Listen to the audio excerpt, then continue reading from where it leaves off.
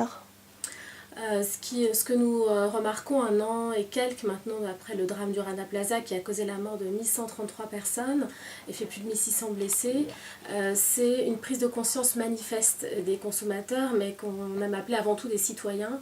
C'est-à-dire qu'effectivement on sent qu'un seuil de tolérance a été atteint, il a fallu aussi malheureusement tous ces morts.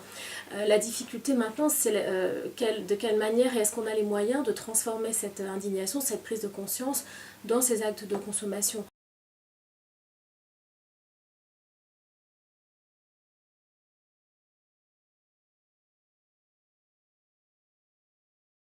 Est-ce que ça a pu changer?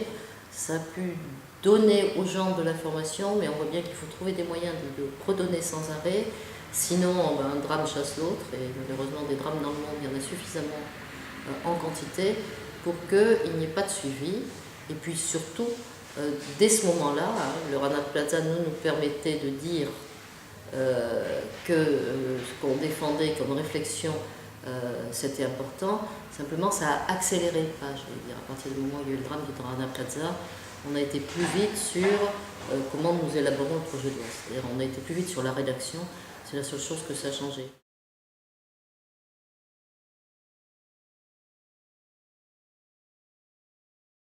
Des Rana Plaza existent encore en 2014, alors qu'on penserait que finalement, après la Chine qui a réussi à élever son économie, se diversifier, etc., on n'aurait plus des pays comme ça où on se rend compte que des millions de personnes vivent dans la misère, dans un système d'exploitation généralisé. Tout ça pourquoi? Pour qu'on puisse acheter à bas prix des vêtements qui rapportent beaucoup d'argent à des grosses multinationales. Or, l'idée pour nous, ce n'est pas d'empêcher la création de richesses, c'est de faire en sorte de prévenir les risques de violation des droits et de l'environnement qui sont absolument très dangereux pour l'avenir, que l'on estime qu'il faut imposer cette obligation de vigilance aux multinationales.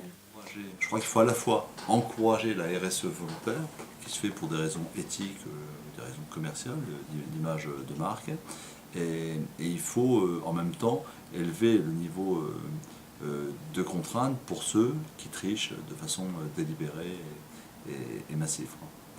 Il ne s'agit pas de tout contrôler, sinon on rend la globalisation et les échanges impossibles. Ce n'est pas notre intention.